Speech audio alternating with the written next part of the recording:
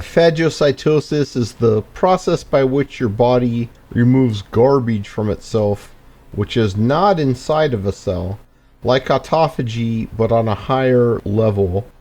This process removes clots, foreign material, dead cells, plaques, and even the dreaded spike, whether natural or artificial in nature. Amazingly, as you can see by the graph, taurine can speed this process up by as much as 4 times over. There's very likely nothing else in existence which could have this strong of an effect on this vital process, which just underscores how deficient in this nutrient most people are today, that simply supplementing it can increase it so much. That alone makes this nutrient vital, but every time I look at one aspect of taurine, it seems like half a dozen more pop up that I was not aware of. The uses of taurine in the body are endless, but unfortunately, few people today get enough of it due to the modern day diet. In fact, there are some poor, misguided souls who advocate for a diet that has no taurine in it whatsoever. And so here I am, Mr. Healthy. Ooh, stop that modern talk, I'm an old-fashioned cat.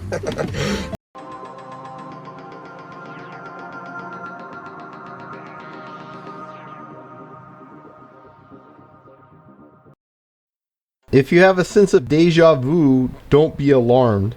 I decided to take down my taurine deep dive and add some important information that I didn't have at the time, or that I just didn't see at the time.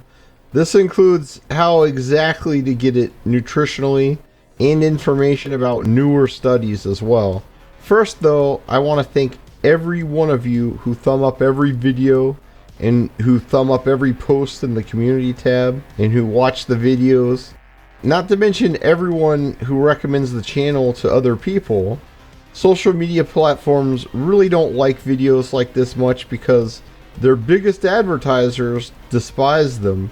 So without the extra effort, all the public will ever see are videos from people like Abby Sharp and Lane Norton and get a highly skewed view of the world. I also especially want to thank everyone who's become a paying member of the channel. It's really humbling that anyone at all would do so, and this makes it much easier to spend all this time making these videos every week without having to spend as much time making a living in other ways. And it would really help a lot if more people could do so, if they can. Could you, work any harder than this? Sure thing, boss. It's not the Dallas Cowboys, but it's a start. Oh, the Denver Broncos! If you've heard of Pottenger's cats, you probably have a good idea where the name of the channel comes from. I actually did not plan to make a health channel at that time. I was just shocked by all the crazy people I meet who seem to be all around these days. If you don't know, Francis Pottenger was a doctor who ran a multi-generational experiment on cats. Some he fed a diet of raw milk and organs and scraps of meat, and others he fed cooked meat. The first group was radiantly healthy, while the second group was much less developed and healthy. Each successive generation was worse than the last, until finally the last group was not able to reproduce at all. These experiments led to the realization that nutritional deficiency does damage for many generations, and that taurine is an extremely important nutrient in the body.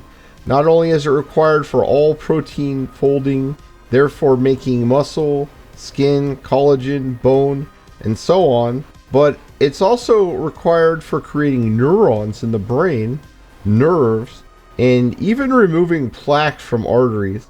I have a first-hand experience with taurine in that one day after maybe 6 months of taking it, I realized that the burn scars on my arms, which had been there for decades, had faded away to nothing. It also is needed for dealing with other forms of scarring, that is fibrosis, such as liver cirrhosis and lung fibrosis. While some people believe it is the raw aspect that made the difference, taurine is actually very heat stable. The problem is that grinding and then cooking food leads to the taurine flowing out of the meats with the juices. Gravy and pan sauce made at home will be full of taurine if the proper cuts are used, but today these juices are largely thrown out in home cooking.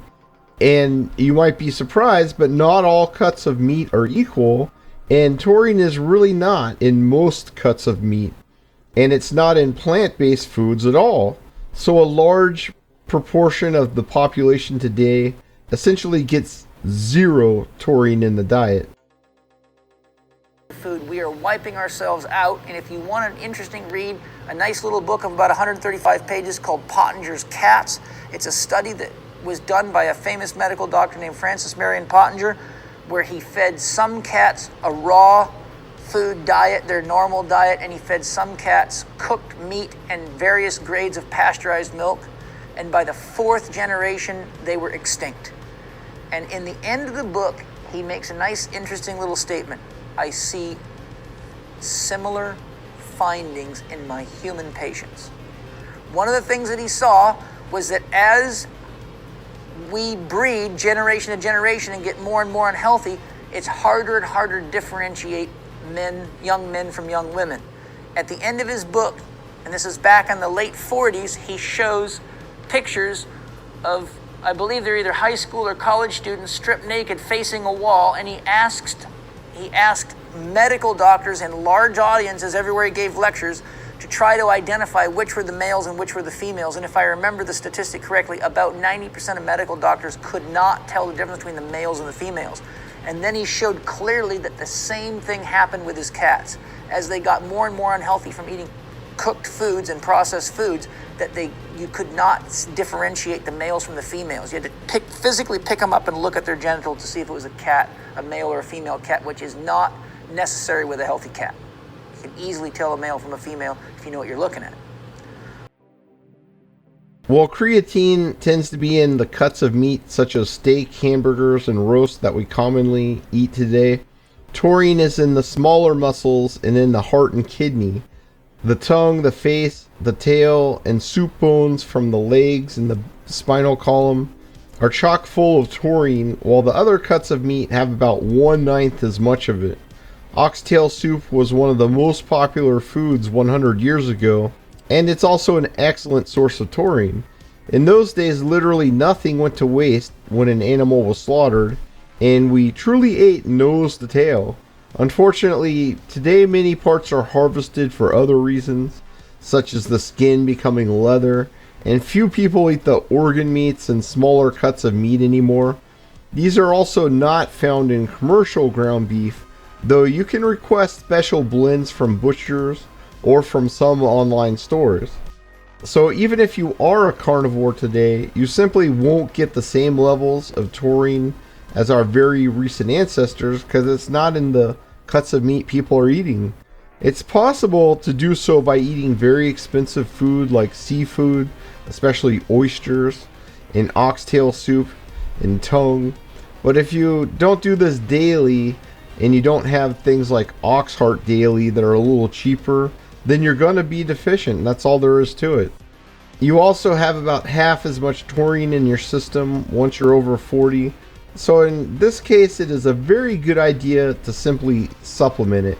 Just make sure to take it in a powder form so you don't get any of the nasty fillers that might give unexpected side effects.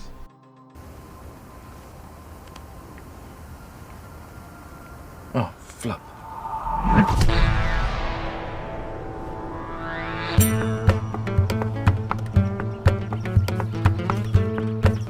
One of the reasons taurine is so popular today is that animal experiments show taurine extends life by about 25%. This is a dramatic increase in lifespan, and while I'm sure only a small portion of this will apply to humans, likely 10% or so, like many medications, 10% of 25% is still a couple of years of life in a human. Nothing to scoff at. Improved mitochondrial function is one of the likely mechanisms of life extension. As a powerful antioxidant and anti-inflammatory agent, taurine protects against mitochondrial damage from reactive oxygen species during ATP production. Due to its function as an osmolyte, that is a substance that can control the crossing of fluids across membranes, taurine is required for all protein folding in the body. About 1/3 of all protein in the human body is initially misfolded, and this causes a great deal of dysfunction. As we age, this grows worse, and more of the body is made up of misfolded and dysfunctional proteins. These proteins eventually have to be removed, which also requires taurine, and then replaced, which requires even more, and can lead to even more error showing up. So you can see how this could lead to serious problems in the body if taurine levels are below optimal, because this is happening over and over again to every bit of protein in your body. It is likely this plays a role in many forms of dementia, such as Lewy body disease and possibly Alzheimer's as well. Taurine can also aid in these dementia diseases by activating phagocytosis and microglia, which are brain cells, and this helps eliminate plaque. Taurine favorably alters the NAD plus to NADH ratio in cells. Supplements like NMN and niacin can increase NAD plus, but they don't actually turn the NADH you have back into NAD plus. Taurine can do so, and fasting also has this ability. NAD plus is vitally important because it's required to activate your DNA repairing sirtuin genes, and large amounts are burned up fighting pathogens, especially gut pathogens in people with SIBO. Taurine is also required for this process, and without adequate taurine, you cannot repair your DNA or do any other form of healing in the body, and this leads to increased aging over time. It also slows the shrinkage of telomeres in the body and reduces senescence in cells. This is critically important in aging, especially when it comes to your immune cells, such as your macrophages, which taurine has been shown to switch from the highly inflammatory, damaged phenotype to the anti-inflammatory, DNA repairing phenotype. This allows immune cells to continue repairing the rest of the body. If you can keep them healthy forever, then this can theoretically keep you alive forever as well. So what you're saying is, I am indestructible. Indestructible. While glycine is good for the gut and glutamine is often promoted for gut health, taurine wins the prize when it comes to amino acids for gut health. I didn't think you had it in you. I'm your huckleberry. This is because it helps the junctions in the gut lining retain integrity and remain tight. Otherwise, bacteria from the intestines will infiltrate the rest of the body. So do incompletely digested proteins, many of which are highly allergenic and can lead to issues like Hashimoto's, thyroiditis, kidney function loss, psoriasis, eczema, and much more. In fact, the very first recorded case of cat asthma was recorded during the Pottenger's cat experiments, showing just how important nutrients like taurine are.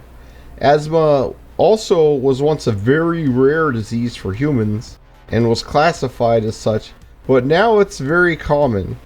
Avoiding allergenic foods like wheat is always a good idea, but no matter what you eat, if you have a leaky gut, you will develop issues over time, and this worsens as we age. Since we also tend to lose Treg cells, which damp down these autoimmune reactions as we age, that's going to make things even worse. Yeah, there might have been a bit of a mistake. That's what they all say. Oh, there's been a mistake. It's not my time. I'm not ready to die. Just chill out, Squire. One of the most notable observations of the Pottenger's cat experiments was that behavior became more and more unusual and erratic with each generation. Aggression, passivity, clumsiness, brain shrinkage, lack of interest in sex, excessive interest in sex, and attraction to the opposite sex were all much more common in these animals than in the properly nourished ones, which showed perfect health by and large. It also got worse with each generation, and took several generations of good nutrition for the cats to recover to full health, if they were able to reproduce at all anymore. While people today seem more frail than I remember growing up, what really strikes me is the lack of discipline, self-control, and just general mental stability. This is especially concerning as taurine levels in the diet are much lower than just a few decades ago, let alone 100 years ago. I can't help but speculate if the increasingly unusual behavior we see in society is largely due to a taurine deficient diet. And that will inevitably lead to a whole new generation of Stalins and Hitlers. Will it, though?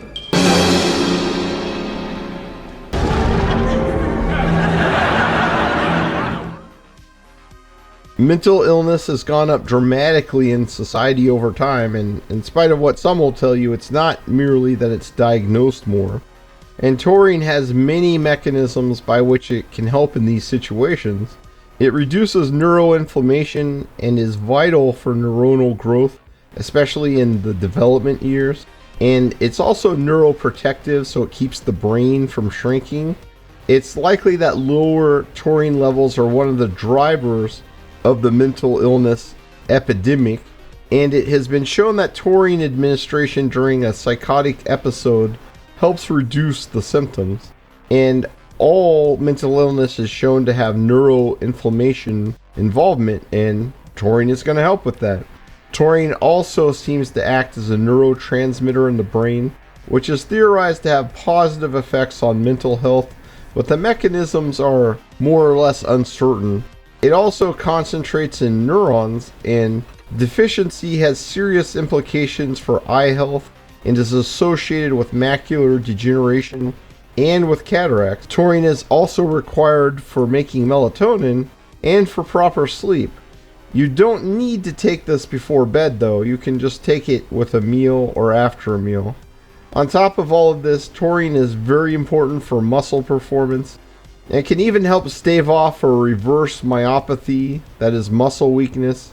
Athletes and fitness enthusiasts should particularly be aware that most diets promoted for these purposes have little or no taurine in them. They should prefer to eat beef, dark poultry meat, pork, or seafood, and preparing meals in a manner that preserves the juices. You like the juice, eh? Yeah, you know.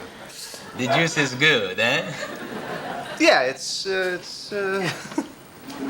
I get you more juice.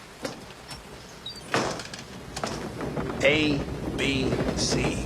A always B, B, C. Crockpotting. Always be Crockpotting. Always be crockpotting.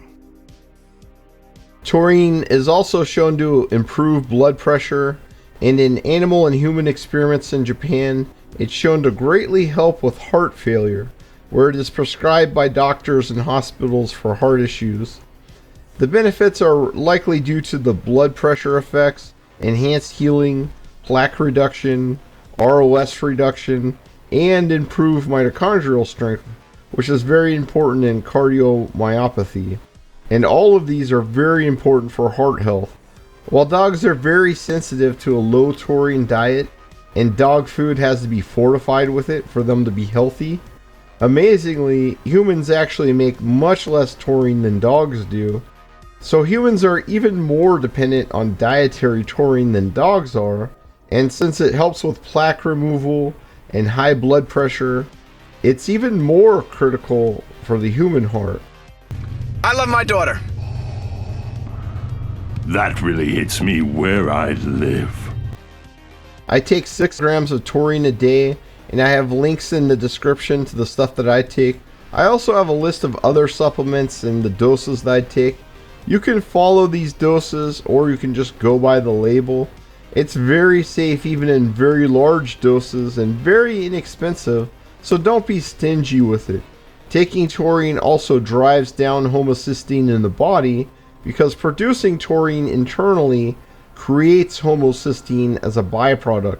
That means vegans will always have high homocysteine, as there is none available in plant foods, This is also true of creatine and several other nutrients in the body, because taurine isn't the only thing that requires the creation of homocysteine as a byproduct. There's endless lists of issues that taurine can help with, because while it's not directly used as a building material by the body, it's required for all protein creation, fluid dynamics, gut health, and mitochondrial health, not to mention fighting cancer and undoing the damage of aging.